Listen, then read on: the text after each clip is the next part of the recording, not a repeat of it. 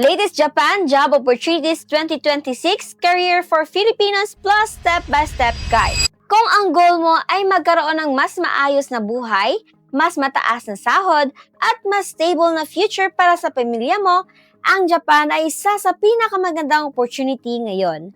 Ang kagandahan ng Japan hiring ay hindi ito basta-basta. Ang mga job openings na ito ay dumadaan din sa DMW at POA system. Verified sa ngayon at protektado ka bilang worker. Hindi ka basta-basta mai-scam kung alam mo yung mga ginagawa mo, especially kung paano mo siya i-verified under DMW. Sa Japan, hindi lang sahod ang makukuha mo. Makakuha ka rin ng professional experience na internationally recognized.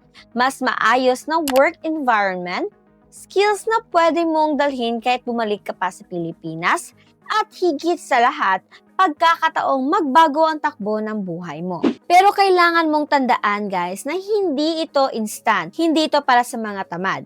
Kailangan mo ng paghandaan ng requirements, sundin yung tamang proseso at maging patient sa application. Maraming gusto ang mag-apply pero iilan lang ang handang mag-effort.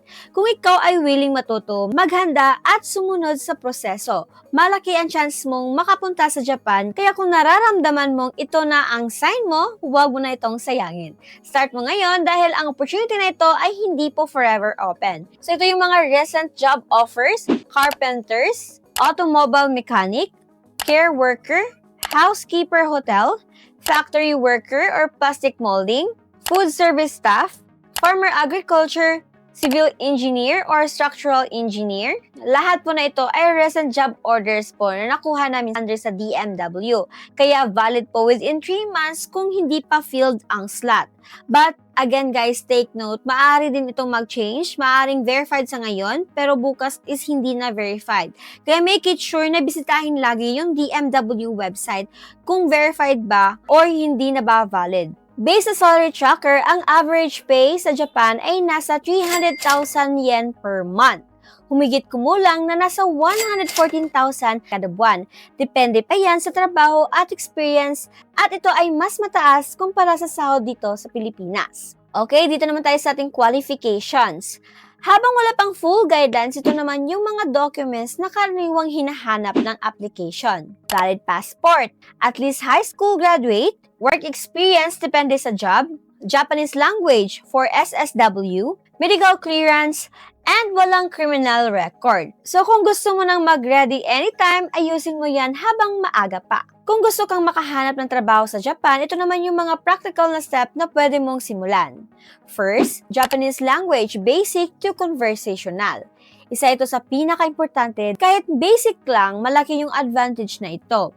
Target nila is yung mga GLPT N5 to N4 level, makakatulong ka sa communication sa workplace. Required din sa maraming jobs lalo na sa caregiving at skilled work. Skills at work experience. Mas mataas ang chance mo kung may skills ka na related sa job na ina-applyan mo. Test the NC2 kung available. Experience sa field like factory, caregiving, construction, at iba pa.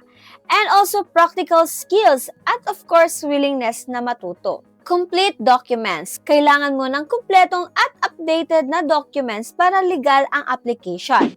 Valid passport, NBI clearance, PSA birth certificate, resume or CV, work certification kung meron, and dito naman yung medical at physical fitness. Kailangan din na fit ka para sa trabaho sa Japan. Dapat ipasa mo din yung medical exam, walang serious illness, physical endurance lalo na sa mga manual jobs. Okay, for financial preparation, may mga gastos sa processing kaya kailangan handa ka financially. Like yung mga placement fee kung applicable at allowed, visa processing, medical at training fees, allowance habang naghihintay. Okay, dito naman tayo sa pinaka-importanting part, knowledge sa process at legit agencies. Para maiwasan na ma-scam, kailangan marunong ka mag-verify.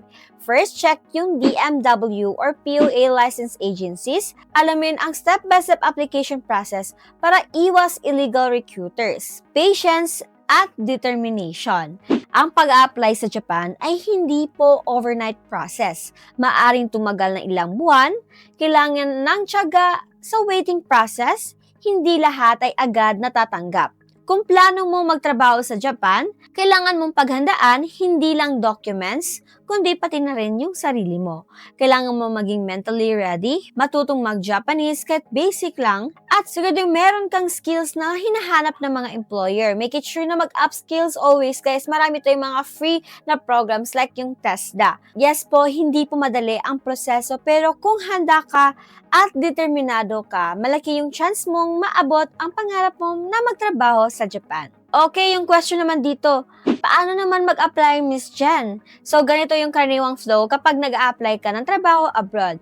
First, visit DMW for approved job orders website. Hanapin yung Japan Hiring. Next, piliin yung license agency and then submit the resume. Attend din ng interview, take an exam if needed, job offer plus yung contract, and visa processing plus PDOS. Lastly, fly to Japan. Paano malaman kung legit yung agency? Bago ka magpasa kahit anong dokumento, siguraduhin munang legit ang agency na ina-applyan mo. Pumunta ka sa official website tulad ng www.dmw.gov.ph or www.poa.gov.ph. Also, www.workabroad.ph. Pero guys, i-verify pa rin kung listed ba yan sa DMW. Makakatulong ito para hindi ka po mabiktima ng mga scammers. Mag-ingat sa mga illegal recruiters. Ito yung mga red flags, walang DMW license, nanghihingi ng bayad agad kahit walang job offer, sobrang taas na sahod or too good to be true ang offer, walang written contract, walang interview or hiring process, pinapadala ang bayad sa personal account, like GCash, personal bank, and walang physical office or hindi verify ang address. Fake job order o hindi ma-verify sa DMW.